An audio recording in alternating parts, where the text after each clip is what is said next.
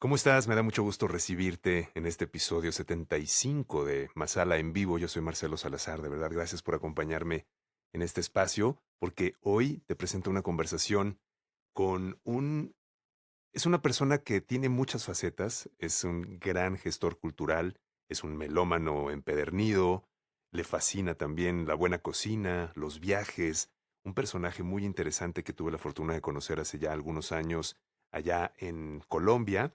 Él ahora vive en Guadalajara, es el director de la Feria Internacional de la Música Profesional, mejor conocida como FIMPRO, y la conversación nos fue llevando desde su lugar de origen en Colombia, Manizales, a cómo salió de ahí para ir a Bogotá en esta búsqueda de aventuras en cuanto a la vida y además en educación, cómo organizó su primer concierto y de pronto sin que eso definiera mucho en su futuro como de, me voy a dedicar a esto toda la vida, pero sembró ese gusanito en Sergio Arbeláez, nuestro invitado del día de hoy aquí en Masala en vivo. Nos habló de su padre, el señor don Octavio Arbeláez, también una institución en la gestión cultural de teatro y de música allá en Colombia.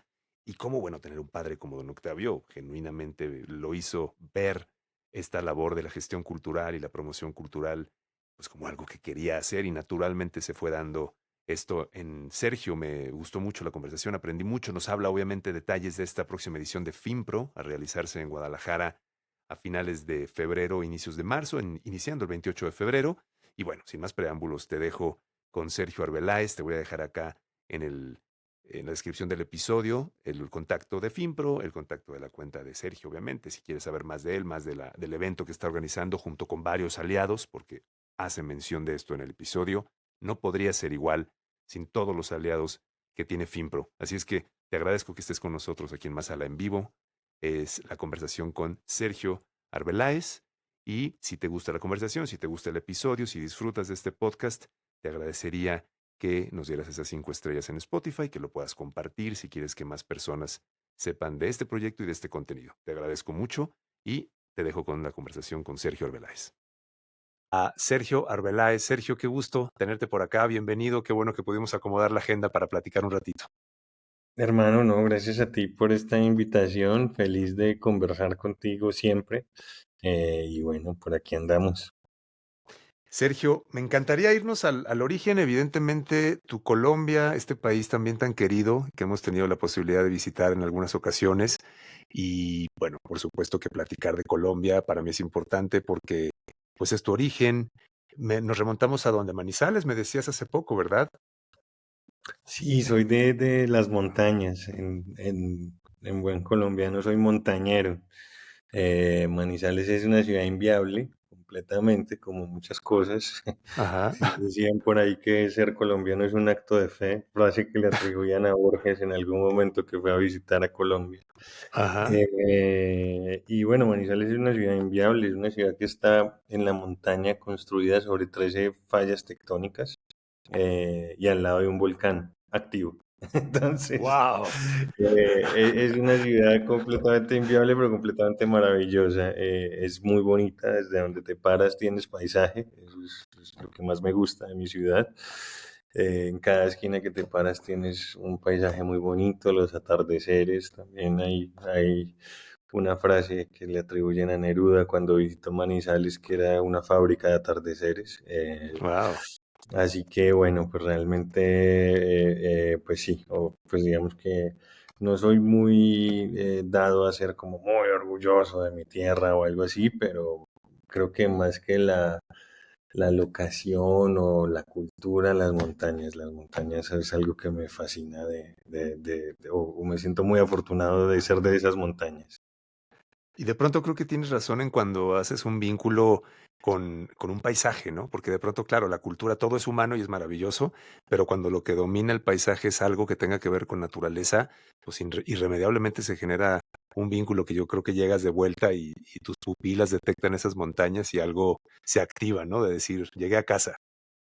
Sin duda, yo recuerdo mucho que cuando es chistoso porque también esa sensación, no sé si es que yo quiero a Manizales de lejos o qué, pero los recuerdos más bonitos que tengo de Manizales son como tú bien lo dices, como ese paisaje que uno ve a lo lejos, Yo estudié en Bogotá, o sea, soy de Manizales, pero estudié en Bogotá y recuerdo que viajaba a veces por tierra de Bogotá a Manizales y había varios puntos después de un viaje que era largo, entre montañas también, y había un punto en el que se empezaba a ver la ciudad a lo lejos y era una imagen que me daba mucha emoción. Y crecer en Manizales, dices que te fuiste a Bogotá, toda tu parte, digamos, toda tu infancia, preadolescencia, todo esto pasa en Manizales y el salto a Bogotá, supongo que a nivel, como ocurre con las grandes capitales latinoamericanas, pues un cambio importante, un cambio fuerte, ¿no? ¿Te fuiste a estudiar directamente a la universidad o antes a Bogotá? No, me fui a estudiar directamente a la universidad. Sí, o sea, ¿Y qué te llamó la Manizales. atención? Yo soy comunicólogo. Ya. Pues realmente yo, pues como que, pues era como, pues como esta cosa de que tienen los papás de darle a uno como lo mejor que pueden en relación a la educación y pues digamos que se suponía que, bueno, en Bogotá se supone que están las universidades de más nombre en Colombia pues me fui a estudiar comunicación social allá. Me gustaba mucho la opción de la universidad en la que estudié porque tenían, a diferencia de muchas otras carreras, tenían un enfoque en producción editorial multimedial, cosa que a mí me parecía muy interesante. Mm.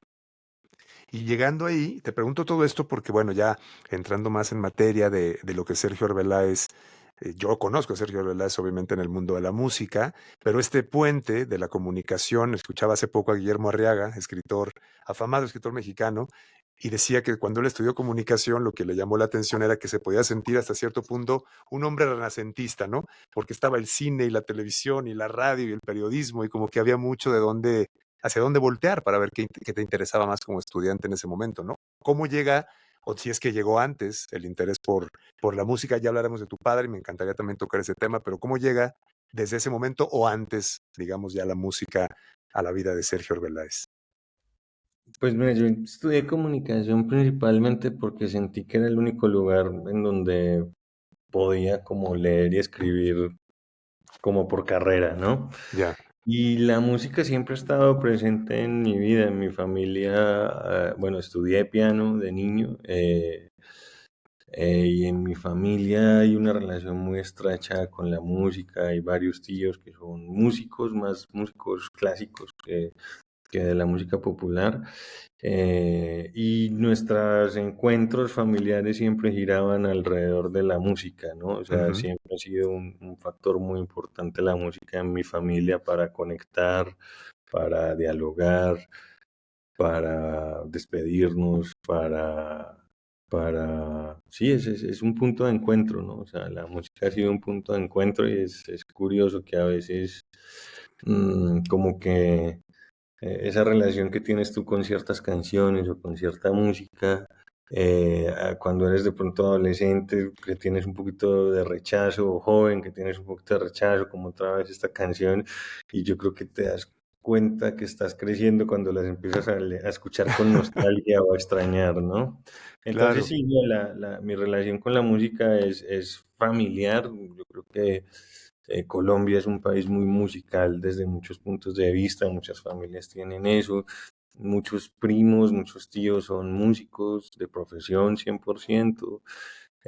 Yo estudié música, pero mi profesora de piano me dijo que ella tenía dos tipos de alumnos, los músicos y los bohemios, que yo era el grupo. Oye, qué buena definición, ¿eh? Me gusta, que lo cual no implica menos pasión y menos entrega a la música, ¿no? Exacto, sí. Entonces yo salí del segundo grupo y bueno, pues realmente también fue como mucha casualidad, o sea, pues, digamos que por cuestiones, yo organicé mi primer concierto cuando tenía, ¿qué será? Unos 15 años, 14 años, y por cuestiones del destino yo me fui a vivir a un lugar que era, digamos que una zona complicada en Colombia, pues digamos, mi madre vivía allá Y esta zona pues era complicada, yo la pasé buenísimo y me divertí mucho, era complicada porque era una zona dominada principalmente por los paramilitares, pues porque Colombia era Claro. un país en conflicto y el hecho de que estuviera dominada por los paramilitares, eso implicaba ciertos rigor en el comportamiento, ¿no? O sea, veían muy mal a la gente de pelo largo, de tatuajes, o veían muy mal pues como a los punks, y bueno, pues yo decidí hacer un concierto de música protesta y de punk en ese contexto. ¡Wow! Entonces, Valentía. entonces bueno, pues muy sin pensarlo mucho, como en un afán de hacer cosas y de generar espacios ahí. Fue un concierto muy bonito con una banda de punk que se llama Policarpa y sus Viciosas y con un músico, un cantautor que la verdad ahorita no me acuerdo de su nombre. Me acuerdo mucho de Policarpa y sus Viciosas porque ellas siguieron y son como una leyenda del punk colombiano. Y fue pues como el primer concierto que yo organicé en la vida, fue así, obviamente tuvo sus pequeños desastres. También pasaron a ver qué estaba pasando los señores que dominaban el territorio, pero fue pues como un experimento súper interesante al final. Se llenó de gente y como que esa cosa de que la música al final está presente y bueno, como que es de esos puntos como que te genera muchas afinidades, que te genera también ese placer también de provocar placer en la gente, como en asistir a un concierto, pues fue como bastante estimulante. Y después de ese concierto, ¿en algún momento sentiste como esto es algo que quiero repetir, volver a hacer? No te digo dedicarte, quizá pensar en dedicarte para siempre en tu vida, pero ¿te quedaron ganas de seguir haciéndolo? ¿Encontraste ahí algo como algún motor, un impulso como para decir esto puede ser algo que se convierta en parte de mi vida? Pues no, no, o sea, bueno, realmente también la gestión cultural en mi vida ha sido parte fundamental, pues, o sea, es como una de esas cuestiones familiares. Entonces, pues digamos que en mi familia la cultura, pues mi padre es un gestor cultural de mucho tiempo y reconocido en algunos eh, escenarios, pues como de Latinoamérica. Y pues claro, yo tenía eso y pues claro, para mí era muy mm, interesante la vida de mi padre. O sea, mi padre viajaba por el mundo. Él es curador de teatro principalmente, de Mm, teatro, danza y música, y él viajaba por el mundo viendo obras de teatro y seleccionándolas, y yo decía, pues es que yo quiero hacer eso, ¿no? O sea, a mí claro, me claro, gustaría hacer eso, viajar por el mundo y ver teatro y ver conciertos, yo me quiero dedicar a eso, ¿no? Entonces, pues yo desde muy niño sí vi eso, pues veía muy, muy interesante ese mundo en el que se movía mi padre, aunque claro, la gente piensa que cuando yo hablo de mi padre o incluso siendo niño, cuando hablaba de mi padre y pensaba en alguien de que se dedica a la cultura, pues no sé si aquí en México tienen ese prejuicio, pero en Colombia pues pensaban que era un señor de mochila, pelo largo y alpargatas claro. y un hippie, ¿no? Sí, sí, Y mi sí. papá dista, o sea, es como, claro, porque también fue la antítesis de eso todo el tiempo y creo que pues tampoco, pues es un señor intelectual que más bien tendiendo a ser más a un ejecutivo que a un hippie de alpargatas y Claro. mochila. Oye, y Entonces cuando sí, estabas sí, dime, dime. no, no, perdona.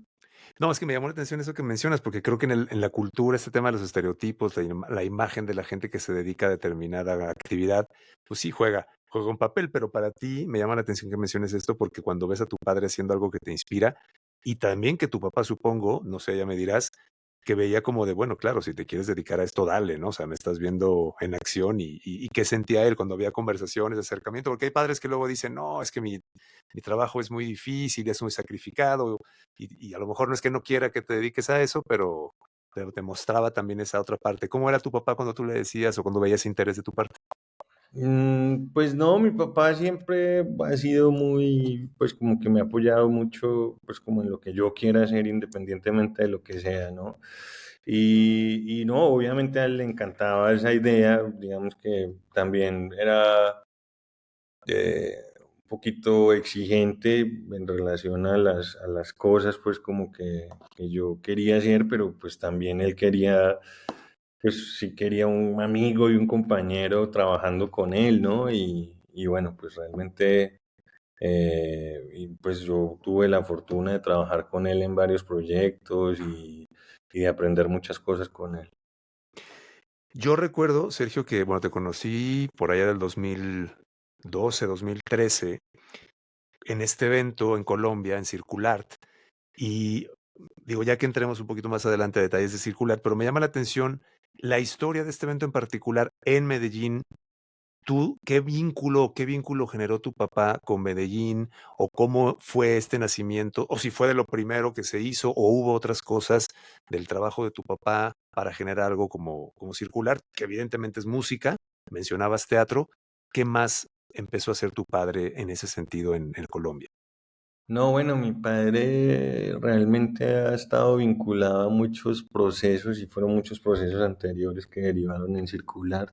Antes hubo un proyecto muy bonito que se hizo en Salvador de Bahía, Brasil, que Ujú. se llamaba el Mercado Cultural de Bahía, hace muchos años que lo hacía con Rui César en Bahía, en Salvador de Bahía, que es una ciudad maravillosa, y Bahía, que es un estado también muy musical, cuna de Caetano, María Bethania y muchos grandes artistas brasileros, y entonces pues bueno, estar ahí en Salvador, bueno, era esta cosa de generar ese espacio para la promoción, era un mercado cultural bien interesante. De hecho, yo ahí vi por primera vez a Lila Downs, por ejemplo, a Cesárea Borat, pero te estoy hablando, me va a sentir viejo, pero te estoy hablando de hace más de 20 años, ¿no? Eh, Después de eso también él estuvo colaborando con un proceso acá que se llamaba Puerta a las Américas, Ujú. un proceso que hizo un colega y amigo muy respetado de mi padre y que es como, pues casi como un tío mío que se llama Mario Espinosa, que es un señor que trabajó mucho tiempo en el FONCA, hizo este proyecto que se llamaba Puerta a las Américas, que fue, pues en las ediciones que tuvo fue muy, muy exitoso y muy interesante. Entonces esos son como los dos antecedentes inmediatos de Circular. Y luego en Circular nace desde, o sea, hicimos varias cosas con Rock al Parque en Bogotá, varios ejercicios, hicimos también una cosa con la Cámara de Comercio de Bogotá enfocado en todas las artes y Circular nace con una iniciativa que era el Congreso Iberoamericano de la Cultura, que fue un evento muy grande que se Ajá. hizo en Colombia, de todos los países de Iberoamérica, y ese congreso se pensó en dedicarse a la música y digamos que fue como toda esa convergencia que terminó pues como que en ese tiempo era pues digamos que veníamos como de trabajar mucho con la alcaldía de este Sergio Fajardo, ya nos habíamos instalado en Medellín.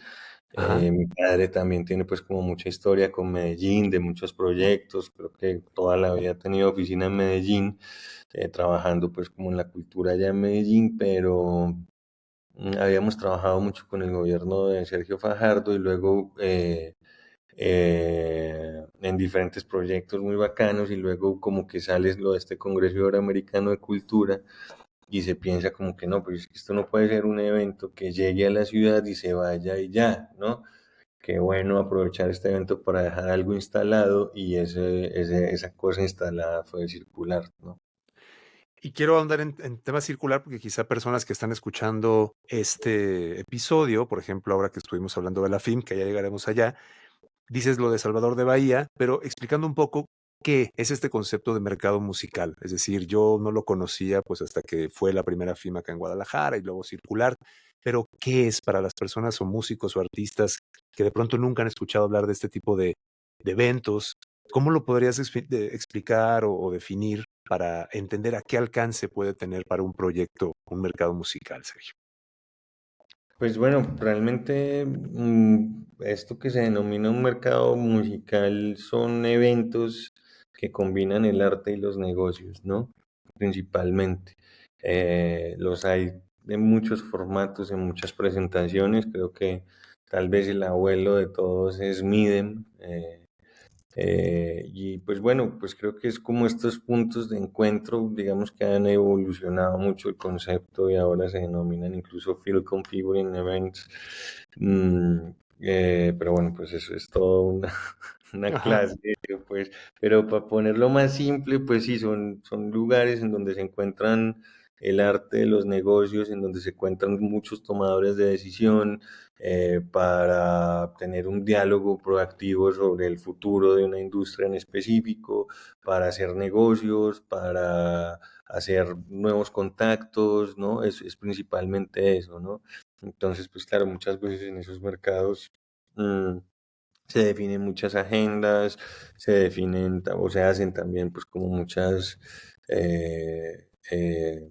en relaciones comerciales a largo plazo. Entonces, pues bueno, eso es principalmente un mercado. Y es importante mencionarlo porque me acuerdo que la primera vez que, bueno, sí, la primera vez que tuve la oportunidad de estar allá con una banda que yo tenía, que se llamaba Puncayo, te das cuenta que, pues, de la importancia para un proyecto de trabajar seriamente, ¿no? De tener una estructura, de pensar en dejar ya nada más el decir me gusta tocar y me gusta reunirme con mis amigos y pensar y decir, ¿cómo hago para que, como dices, si voy a un evento donde exista esta posibilidad de conocer personas que me puedan llevar a otros festivales, a otros lugares, cuál es mi estructura, ¿no? Porque de pronto eso a los músicos, no digo cada vez menos, y me da mucho gusto, pero de pronto puedes no verlo como algo tan relevante, ¿no? Que te digan, oye, me gustó muchísimo lo que haces, ¿cómo trabajas? ¿Cómo qué? Sí, ¿cómo trabajas? ¿Cuál es tu estructura interna? ¿No? Y tan importante que es ahora sí, ligándolo con FinPro, poder estar en estos eventos al menos primero como oyente, ¿no? Como escucha, como esponja, tratando de aprender de todo lo que se da para que paulatinamente puedas nutrir tu propio proyecto y entonces crezcas de una forma pues sostenida, ¿no? ¿Cómo has visto? Porque si alguien conoce la música y el desarrollo de Latinoamérica en música, pues eres tú y la gente que ha estado en estos menesteres tanto tiempo. ¿Cómo has visto, Sergio, estos últimos, qué te digo, 10 años en tema de lo que ha pasado en Latinoamérica? Yo me acuerdo que en 2003 en Circular, estos showcases que había eran increíbles. O sea, yo me acuerdo que era decir, estamos volteando a Europa y todos los festivales en Europa, pero lo que pasa en Latinoamérica, la diversidad musical, la riqueza musical contemporánea de Latinoamérica es brutal. Yo en ese momento salí impresionado de lo que vi y me encantaría que nos dieras tu overview de cómo has sentido este avance desde que estás tan metido en esto, Sergio.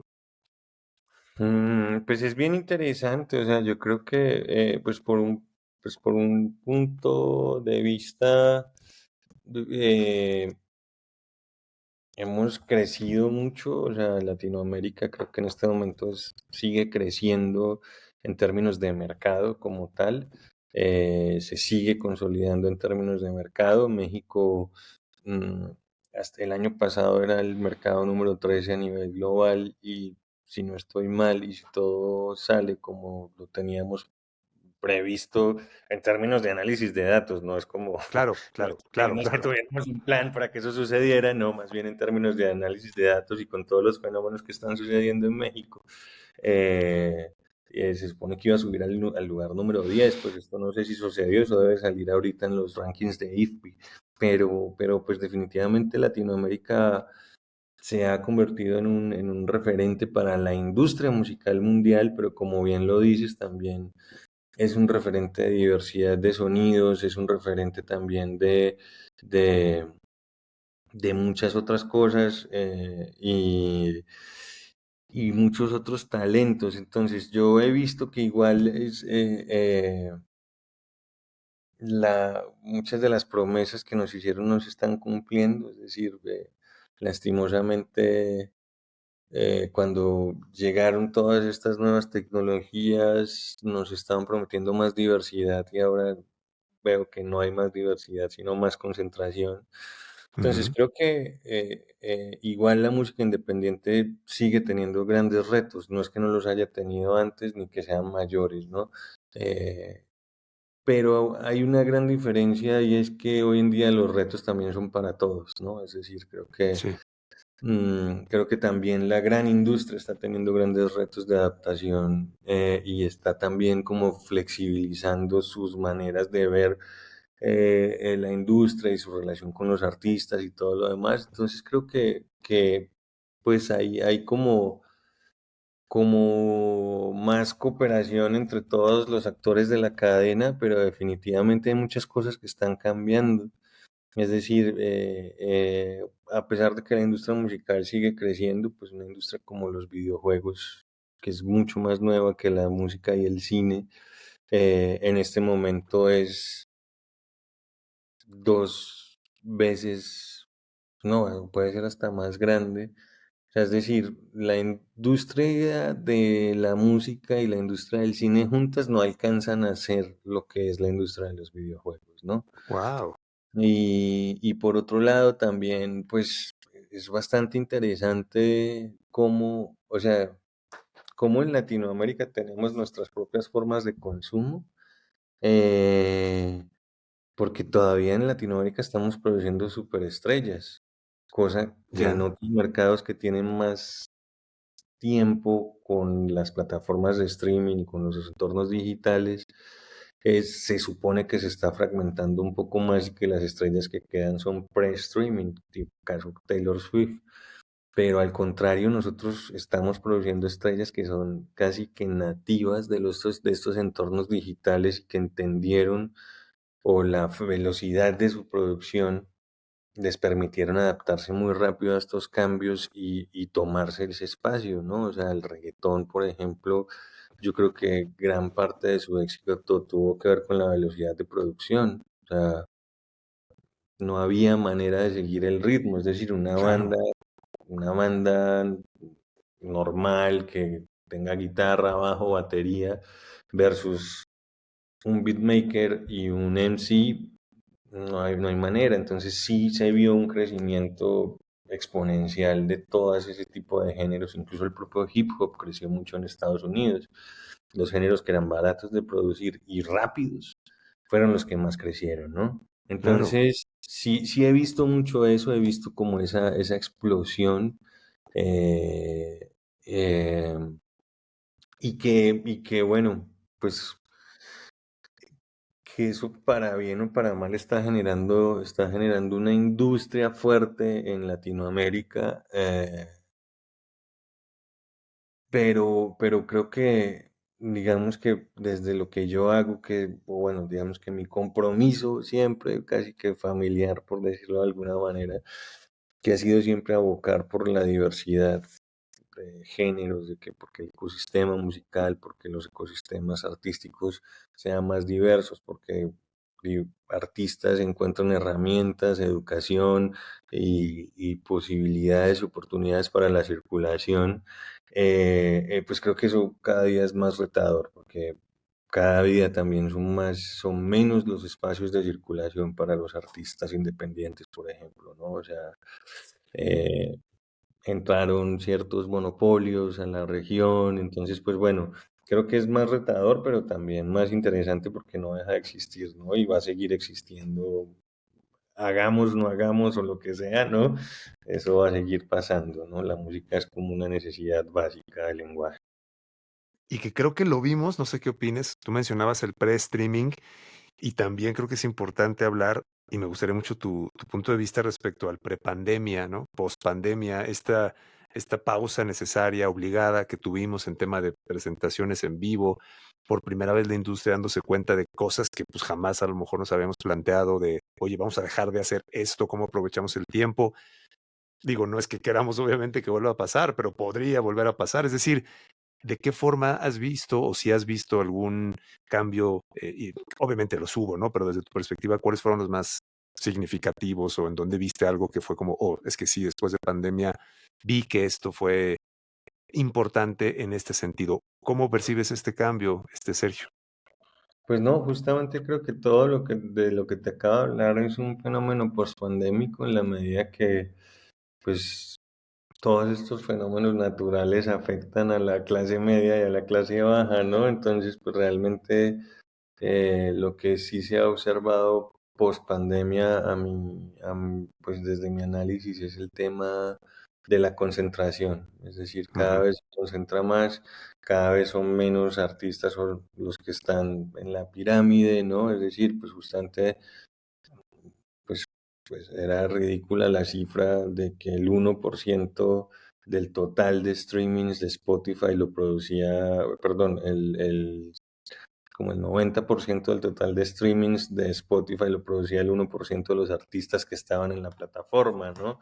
Entonces sí, o sea, pues por eso te hablaba de esa promesa incumplida, en donde Claro, pensábamos que iba a haber más diversidad, en donde al tener acceso a todo íbamos a consumir de manera diferente, íbamos a, pues, o sea, hoy en día, pues es que ya es una cuestión, es como de decisión, ¿no? O sea, tengo acceso a música casi infinita en términos de que no tendría el tiempo de escuchar toda la música a la que tengo acceso. O sea, sí. en ese sentido creo que es infinita, no es finita. Pues es decir, Ujú. no es que tengo acceso a una biblioteca que si yo me siento y me dedico todo el tiempo, la escucho de principio a fin. No, en este momento tengo acceso a música infinita en mi capacidad humana, ¿no? Y en ese sentido, me parece como muy loco que a pesar de que tenemos acceso a música infinita, nuestra capacidad o que supera nuestras capacidades de tiempo de escucha, pues se siga concentrando tanto. Y también está empezando a pasar un fenómeno interesante que sí, ese fenómeno sí se está, digamos que, empoderando con pandemia, y es esto que estamos haciendo en este momento, la creación de contenido, los prosumers o los consumidores creadores, ¿no? Estos consumidores creadores que hoy en día no solo son pues como un consumidor pasivo, sino que también son un canal de creación de contenido y un montón de cosas. Y eso afecta también de muchas maneras la industria de la música. Es decir, también la gente, o sea, hoy en día estamos en una economía de la atención y mucha gente está enfocando su atención más en la creación de contenido que en que en el propio consumo pasivo, ¿no? Claro. Entonces eso, pues son como los fenómenos pospandémicos que he observado y que creo que se van a seguir, pues, digamos que dando en los próximos años. Sergio, ¿cómo, perdón, cómo llega tu mudanza, digamos, o dónde sale o surge este vínculo con Guadalajara? Es decir, ¿desde cuándo de pronto, Sergio, visitaste Guadalajara la primera vez o qué te llamó la atención para después de los años ya ser una figura pues tan importante, obviamente, en esto que haces, en esta gestión de siempre, familiarmente hablando incluso, pero tú ya como un actor pues muy importante en lo que se está haciendo en Guadalajara? ¿Cómo se da este vínculo históricamente contigo, Sergio? Pues mira, pues creo que como muchos, nuestra puerta de entrada a Guadalajara es la FIL, ¿no? Ya, ok. Eh, Cuando Colombia fue en el 2007 invitado a la FIL, yo trabajaba con bandas, en ese momento trabajaba con un sello que se llamaba Surfonic y trajimos tres bandas, tres o cuatro bandas a A la la fil. Feria Internacional del Libro cuando Colombia era el invitado especial. Entonces, nada, fue muy estimulante ver lo que estaba pasando en la FIL, ver ese evento tan grande, ver todo lo que estaba pasando, como ver una ciudad joven, sobre todo también lo que más o en ese momento lo que más nos impresionaba, o a mí como colombiano, era el hambre de contenidos que tienen los mexicanos o cómo son de fanáticos por la música. O sea, yo creo que hay un punto que a veces no reconocemos nosotros mismos en México y es que, y lo dice la gente y uno dice, ay, pues eso le dirán a todos, pero no, realmente el público de México, como el público de México no existe en otro lado, ¿no? O sea, y como les digo, lo dicen muchos artistas y pues como que nosotros, ay, eso le dirás a todas, ¿no? Pero es real y ver al público de México, o sea, eran bandas que no conocían, pero el nivel de compromiso y coreaban las canciones y luego preguntaban y se acercaban a los artistas con una inquietud honesta, ¿no? Entonces eso me pareció muy interesante. También, pues, sin duda alguna, creo que pues, también México es el mercado más importante en términos de habla hispana para, pues, para todos. Latinoamérica, México es un referente. y en ese sentido pues a mí también me interesaba pues como, y te voy a decir así completamente honesto, pues a mí nunca me interesó Europa. Yo me burlaba porque mi papá me insistía mucho, porque él tenía muchos negocios allá, que me fuera para Europa. Yo le decía, no, papá, eso está muy viejo, yo no me quiero ir a un continente, al viejo continente, ¿no? Claro, claro. Entonces, yo quiero estar en Latinoamérica, entonces para mí, pues como esas opciones o esas ganas de vivir en otro lado, de experimentar otras cosas, pues yo tenía dos destinos, Brasil o México, eran como los únicos que yo veía como opción, porque pues soy un latinoamericanista convencido, ¿no? Sí, Entonces, en ese sentido, y México, pues me fascinaba de muchas formas, desde su cultura, su música, y pues se dio la oportunidad, o sea, como que hablamos pues también se empezó a hacer un evento acá, pues que era la FIM justamente, sí, y y de la FIM vienen a visitar el evento que hacemos nosotros o sea, antes de hacer la FIM vienen a visitar y nos ven como un referente con lo que ya, estábamos haciendo con el Congreso Iberoamericano de Cultura. Nos invitan a asesorar la FIM, las dos primeras pues como que estaba yo ahí como de asesor lejano y ese proyecto colapsa, ese proyecto de la primera visión de FIM, era como pues digamos que tenía mucho el referente de la FIL y ya, pensaban pues que el formato eran stands y era como esa misma lógica cuando el disco estaba en ese momento pues como en el fin de sus días, ¿no? Y esa fin, digamos, o ese modelo de fin que nació en esas dos primeras ediciones como que colapsó en sí mismo, se implosionó. Y pues yo vine a trabajar ya más seriamente en la segunda edición, a montar la zona profesional y, y pues como que ahí surgió la oportunidad cuando colapsa el proyecto como de proponer otro proyecto a largo plazo con otra visión y aquí estamos. Siempre ¿Cuánto? dije que me iba a quedar un año eh, eh, y al otro año decía, no, pues me voy a quedar un año más y pues ya llevo como 12.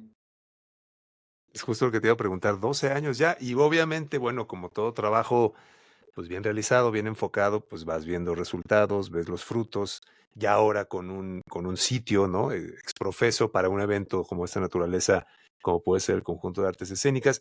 Y te digo, a mí me encantaría que habláramos un poco más, estamos a un mes y poco más. Digo, este episodio saldrá en una semana, por ahí de finales de enero, pero básicamente a finales de febrero de 2024 es precisamente esta edición de FIMPRO y pues me encantaría que nos hablaras también un poco de esto, cómo se ha gestado toda esta nueva edición, viene Portamérica también, o se repite Portamérica, ¿no? Porque ha sido un evento también que ya va mostrando otras caras. Cuando dijiste ser latinoamericanista convencido, yo también después de circular de hace 10 años dije, me había perdido de mucho porque nos quedábamos con la música latinoamericana que siempre ha sido increíble, pero de verdad estar nutriéndote de lo nuevo que está sucediendo cada vez más, es impresionante lo que surge y me encantaría hablar un poco de esto que esperas y que esperan de FinPro este año. ¿Cómo te sientes y cómo viene todo esto?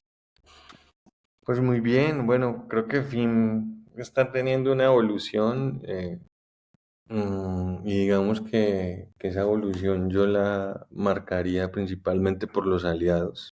Ujú, Hemos ido sumando aliados, hemos ido sumando conversaciones importantes, o sea, yo soy un convencido de que somos lo que conversamos. ya, Entonces, justamente empezamos esa conversación obsesiva por la colaboración y se sumaron aliados muy importantes. Se sumaron aliados como Amprofon, que es la Asociación de Productores Fonográficos de México, se sumaron aliados como Spotify, se sumaron aliados como los colegas de Esmerarte, que son una empresa española que es la que hace Portamérica. Y en esa idea de colaboración y de pues, establecer lazos y como que todos nos fuimos emocionando y pues presentamos esta fin. El año pasado fue como la primera edición de Portamérica, este año pues estamos haciendo como cosas que tienen que ver con esa construcción y ese convencimiento de la colaboración, la conversación, la educación, las oportunidades y pues tenemos unos aliados tremendos, o sea, yo creo que más que la evolución de FIM es la compañía, es el estar, que el proyecto, no Sergio Rueda, sino el proyecto está acompañado por mucha gente. Y claro, a veces suena Spotify, suena Amplifon, pero realmente son personas los que están detrás de esas instituciones. Ese es Alejandro Grajeda, Moni Saldaña de Spotify, es Memo González de Amplifon, es Kim Martínez y todo su equipo de Esmerarte. O sea, como que es impresionante encontrar tanta afinidad y tanto convencimiento de mover una industria, de promover la diversidad. Entonces viene Fin con un montón de locuras de toda esta gente que te nombro, de todos estos cómplices. Con Spotify estamos haciendo dos showcases maravillosos en donde vamos a presentar, por un lado, el proyecto Equal, y no te imaginas las mujeres, o sea, creo que como ya es en una semana te va a poder avanzar. O sea, Ujú. proyectos que están ahí. Bueno, una chica que probablemente tú conoces, que es de acá de Guadalajara, que se llama Secovi, que me impresionó positivamente. Unas chicas de República Dominicana que se llaman Mula, que me encantan. Y otra chica peruana que se llama La Zorra Zapata, que también está increíble, un poco más en onda canción.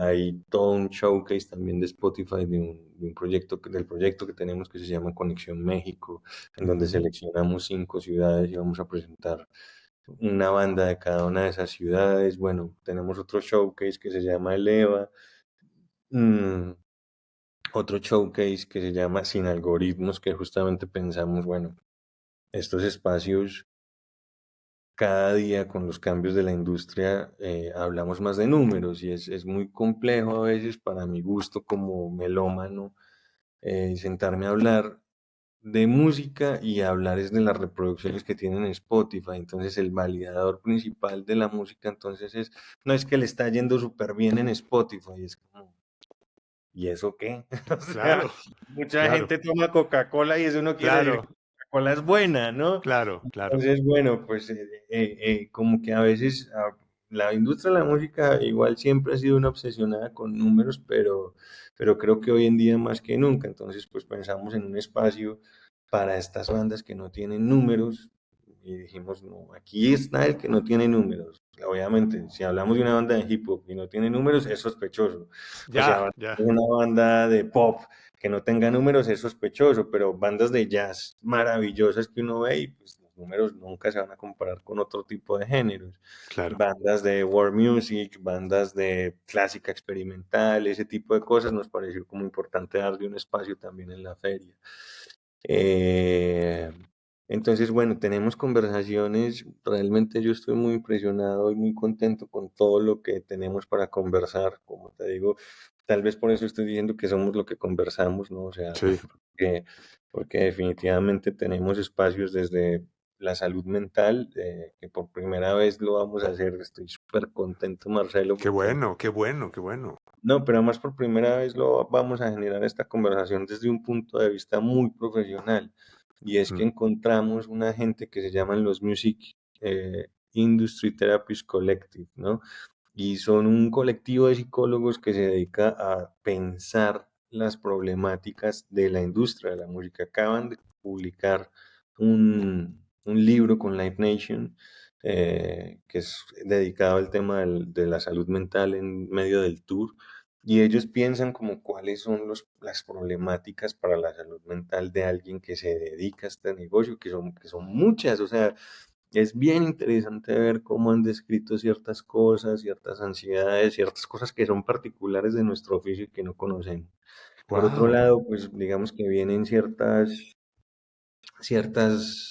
o sea, nosotros con fin lo que queremos lograr hacia un futuro es entender cómo la FIL entiende el lenguaje y las letras y los libros, entender la FIM o entender la música como un lenguaje que está presente en muchos espacios. Y es por eso también, pues, con esa idea de abrir esta conversación que invitamos a la gran Patti Smith, que es Uf, una poeta que es música por llegarle a más gente. O Ya, sea, ella dice, yo soy poeta, ¿no? Y definitivamente yo creo que, siendo muy honesto, o mucha gente de mi generación o de generaciones posteriores, se ha conectado mucho más con Patti Smith como escritora que como música, ¿no? O sea, me ok, imagino que hay mucha gente que sí la conoce como música, pero en mi generación la conocemos más como escritora, con esos libros que tiene maravillosos, en Train o Éramos unos niños, que es para mí una, o sea, esa es una cosa que yo creo que debería ser un libro de texto, ¿no? O sea, de las cosas más bonitas, de las sensibilidades más especiales que he leído yo en un libro, ¿no?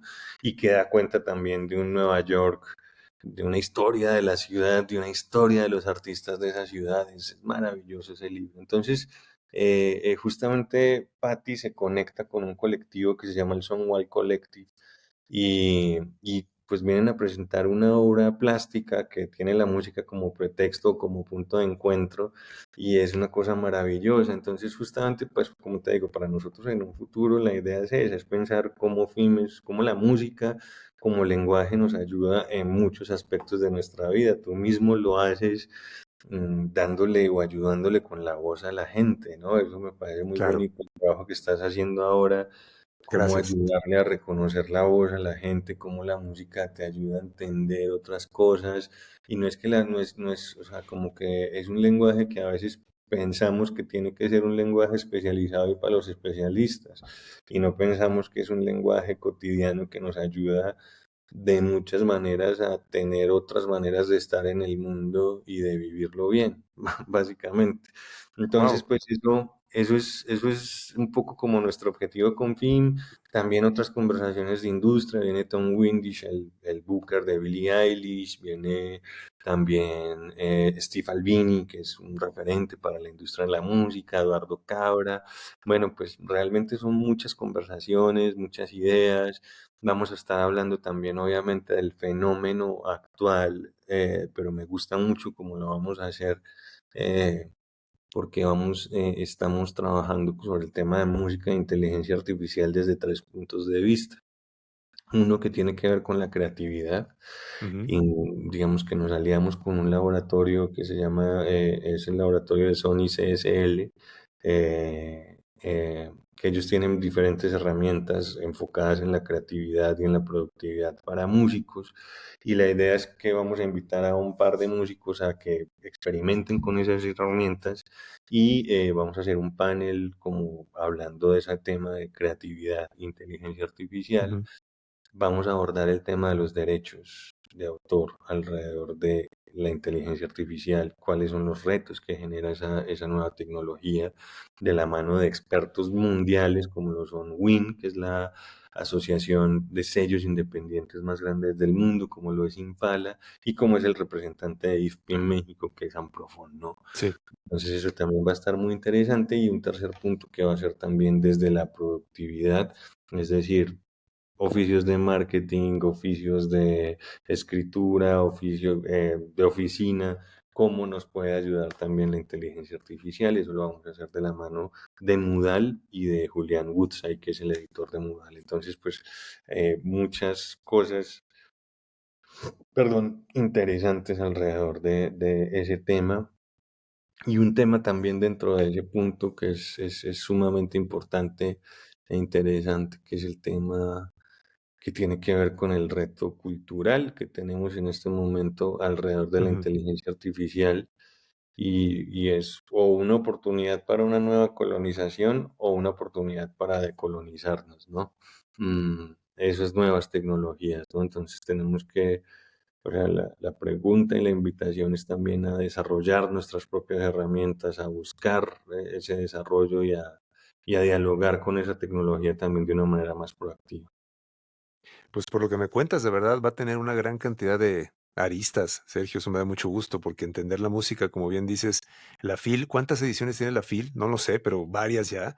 Y cada edición obviamente va afinándose, va comprendiéndose a sí misma, va evolucionando, y creo que no hay otra manera de que los eventos y las reuniones de colectivos como es el de la música, pues entiendan esto, ¿no? Con gestiones como la tuya, como la suya, de varias personas, porque obviamente no eres tú, es un equipo de trabajo también detrás de la FIMPRO, y todos ellos obviamente guiados hacia una misma dirección, pero me gusta eso, o sea, de acuerdo de aquella ocasión que vino gente como Charlie Alberti, aquella charla en el Paraninfo, por mencionar algunas, ¿no? De las que me acuerdo cuando te decía que vino gente como Aníbal Kerpel, y en todos siempre aprendí algo que de otra manera de verdad es muy difícil. Sí hay YouTube, sí hay mucho acceso a la información, pero creo que el tener de viva voz incluso la posibilidad de preguntar y de poder estar de verdad en el epicentro de todo esto, pues ya después de haberlo vivido en varias ocasiones, mi estimado Sergio, yo creo que no, pues no tiene comparación. O sea, el estar Yo, inmerso en todo esto no tiene comparación.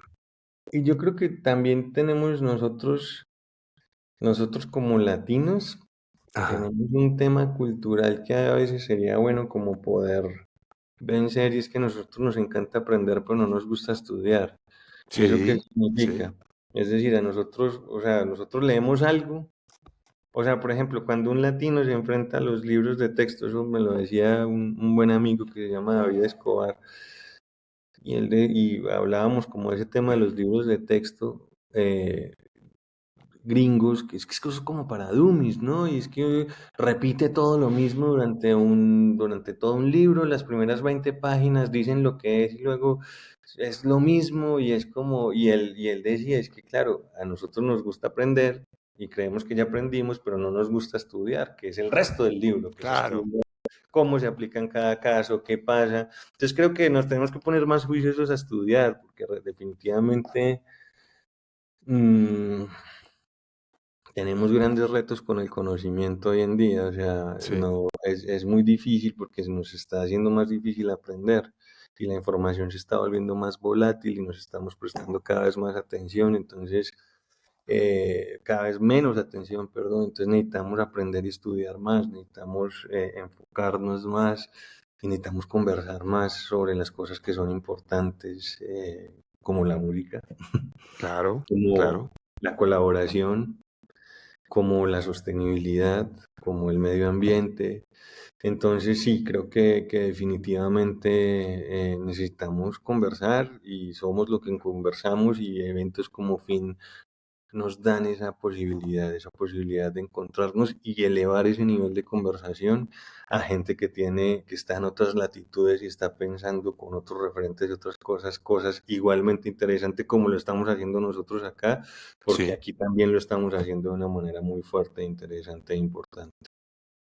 Quiero contarte una anécdota que recuerdo muy bien de una de las ediciones de FinPro, de esto que mencionas del estudio o del compromiso que pueda haber con darle seguimiento a las cosas y decir, bueno, voy a ir a recopilar información, pero también tengo que ponerla en práctica y ver de qué manera eso me va a ayudar a aprender más y a desarrollar mi carrera. Y recuerdo que estaba en una conferencia de un amigo que, bueno, lo conocí un poco antes por allá de Circular, después me hice buen amigo de Ariel Edbull, y Ariel, le mandamos un abrazo a nuestro querido Ariel. Recuerdo que estaba en una conferencia y preguntaron, en esta sesión de preguntas y respuestas, un chico preguntó algo: hola, soy Vico, me dedico al marketing digital, bla, bla, bla, y yo necesitaba una agencia de marketing digital, iba a eso también, ¿no? Me aproximé a él: oye, ¿tú eres de marketing digital? Sí, empezamos a charlar, hicimos ahí buena amistad, él con su esposa. No pudimos trabajar inmediatamente, pero 3, 4 años después nos volvimos a encontrar y ahora son socios míos precisamente en el taller de voz, en toda la marca, a partir de esa fin, porque como que hicimos muy buen clic y ahora somos socios y trabajamos en un proyecto que afortunadamente hemos logrado crecer muchísimo, porque tuvimos una visión que en ese momento yo detecté que veía a alguien estudiando, veía a alguien preguntando algo que necesitaba otro tipo de explicación y ahí fíjate que conectamos. Entonces es un lugar donde se pueden dar alianzas que a lo mejor ni siquiera te imaginas a dónde te pueden llevar, cómo te pueden cambiar la carrera, si logras llevártelas hacia ese lado, ¿no? De estudiar y de darles un seguimiento conversatorio humano y todo lo que conlleva, ¿no, Sergio? Sin duda, y justamente es eso también. Esa posibilidad de conversar y sorprenderse con el que está al lado y no, qué bonita historia esa que me cuentas, qué maravilla, no sabía que eso había pasado, gracias por contarme, qué bueno. No, con gusto, porque creo que eso se genera precisamente en espacios como ese. Hace poco cuando publiqué el video donde yo conté pues mi experiencia en Finpro, me llamó la atención que en TikTok había personas que estaban muy interesadas y me dio mucho gusto saber que era gente que está realmente buscando opciones y que opciones de aprendizaje, ¿no? Porque me preguntaban mucho sobre, oye, quiero aprender, ¿cómo es? ¿No? No era tanto de, oye, es para, sí, pues sí, que todos quieren ser famosos, pero me gustó que la gente preguntaba sobre la plataforma de aprendizaje, ¿no? Eso creo que fue algo que, pues que no hay una universidad como tal, quizá, pero este tipo de eventos a un nivel tan profesional, pues permite que sea esto, ¿no? Una universidad ambulante, ¿no? Como escuelas de posgrado ambulante que permiten tener un nivel altísimo. Sergio, ¿algo que quieras agregar para antes de despedirnos? Yo agradezco tu tiempo mucho, tú sé que ahorita más que nunca estás ya en llamas, pero te agradezco mucho la conversación, la he pasado muy bien y obviamente algo que tú quisieras también agregar respecto a esto, respecto a lo que tú quieras. No, no, muchas gracias Marcelo por darme la oportunidad de conversar y por esta amena charla. Sin duda, qué bonito que justamente esas conversaciones se den alrededor de la música y de esta experiencia que tuviste en este espacio que nos hizo encontrar, que fue la FIM. Y pues, pues qué bueno, ¿no? Realmente creo que al final es eso, conversar, estudiar, aprender, colaborar. En eso estamos aprendiendo, estamos colaborando y pues también aprendiendo a colaborar porque no es fácil y en ese sentido pues esa es la invitación a FIM. Vengan a colaborar y aprender con nosotros. Es lo que estamos haciendo. Estamos invitando gente para conversar. Estamos invitando gente que nos altere los sentidos, como los chefs que van a venir a cocinar, como los Oye, músicos que claro, van a venir a sorprender. perdón que te interrumpa. Tenía esa pregunta aquí en el tintero y quería, no quiero irme sin hablar de eso. Qué maravilla tener pues esta iniciativa de estimular los sentidos también, ahora el del gusto con esto de la cocina. Qué increíble, me encantaría que hablaras un poco también brevemente de qué le espera a la gente en este punto de la cocina, que me parece una idea maravillosa porque de eso se trata, ¿no? O sea, no hay comida sin música, vaya, o viceversa. Completamente, creo que la música y la comida son las cosas que más, o bueno, que más nos congregan, me incluyo, Claro, pues me y yo encantan los también. dos, soy un amante de las dos cosas. Solamente imagínense chefs, estrella Michelin, la mejor comida que se hayan comido en la vida. O sea, realmente yo me he descubierto en Portamérica, porque pues voy al de Galicia y el de acá, sonriendo porque estoy escuchando a un artista que me gusta y comiéndome algo delicioso. Es una cosa que es demasiado. Entonces, tienes un cartel de chefs durante todo el día, tienes chefs que cambian, son 3 turnos. Y cada turno, pues ellos presentan unos platillos para la audiencia que son supremamente baratos. Cuesta un aproximado de 80 pesos cada platillo, ¿no? O sea, entonces por 80 pesos el platillo de un chef estrella Michelin es tipo botana, pues tipo más como tapa, pero pues la Ya, neta, muy pocos el año pasado se pudieron comer todos los platillos, ¿no? ya. Y es una experiencia maravillosa, o sea, de verdad es una exaltación de los sentidos, o sea, como te digo, yo creo que ese disfrute y no sé, a mí, no, como te conté, volviendo a ese primer concierto, la idea de poner a disfrutar a la gente, a mí me encanta, ¿no? O sea, que nos sentemos a pasar un buen rato. Y eso es Portamérica. Portamérica es un festival para pasarla muy bien, comiendo bien, escuchando buena música y estar como en comunidad. Es un poco como nuestra idea, ¿no? Entonces, pues eso vienen a hacer los chefs, a deleitarnos, vienen chefs, viene, bueno, siempre nuestro capitán del área de chefs es Pepe Sollá, que es un gran chef, reconocido con una estrella Michelin por varios años en su restaurante. Viene Begoña Rodrigo, que el año pasado hizo un pollo al tamarindo. Yo no podía creer, yo no como pollo, pero no podía creer ese pinche pollo, ¿no? Era una cosa deliciosa. Viene Maca de Castro, viene la mejor pastelera, según los 50 Best de Latinoamérica, que es una chica de Ecuador que se llama Pía. Eh, no, bueno, viene un montón de chefs así, estoy muy contento, siempre es para mí un placer ese espacio. Pues promete muchísimo. Vamos a estar ahí y, por supuesto, como las ediciones anteriores, aprovechándola muchísimo. De nuevo, Sergio, te agradezco mucho el tiempo, la charla, sumamente enriquecedora, como siempre. Y ojalá y todo en Finpro y el resto del año, los proyectos que tengas sigan avanzando, sigan fluyendo mucho. Y una pregunta final, ¿algún documental o algún libro que recientemente quisieras recomendarnos, dejarnos? Mencionaste el de Patti Smith, que ya lo anoté, pero algo más que recientemente hayas dicho, esta peli o este docu o este libro lo quiero dejar como para tenerlo ahí de tarea. ¿Te Bueno, viene algo a no, la pues cabeza? acabo de leer un libro que me encantó, pero justamente fue como esa conexión con la poesía, que fue un poeta chileno, se llama así el libro, Un poeta chileno. Me encantó porque esa conexión como con la poesía y bueno, pues un poco Chile es como el único país que tiene como héroes nacionales a los poetas, ¿no? O sea, Sí, entonces cierto. pues es una cosa bellísima ese libro, es una historia muy bonita, así que ese libro me encantó, me cautivó, así que recomendaría ese libro principalmente, ya que lo acabo de terminar. Perfecto, pues muchas gracias de nuevo. Sergio, fuerte abrazo. Espero que podamos dárnoslo pronto y deseo lo mejor y todo el éxito para esta edición de FinPro. Nos veremos por ahí seguramente. Gracias, querido, un abrazo muy grande para Igualmente, ti, para todos los que te ven también, un abrazo, nos vemos en fin. esta fue la conversación con Sergio Arbeláez. Espero que te haya gustado, que hayas aprendido algo tanto como yo aprendí. Darme cuenta de que hay un evento de esta magnitud sucediendo en Guadalajara que reúne a tantos actores, a tantas personas que impulsan la industria y que, bueno, aprender de los grandes siempre va a dejar algo bueno para el desarrollo artístico de cualquier persona. Así es que gracias por haberme acompañado. Te dejo en la descripción del episodio la información de FinPro. Si te gustó este episodio, te agradecería mucho que lo pudieras compartir y regálanos esas 5 estrellas en Spotify o en la plataforma donde estés escuchándonos para poder llegar a más personas. Te lo voy a agradecer mucho y estaremos muy pronto con la siguiente conversación aquí en Masala en Vivo.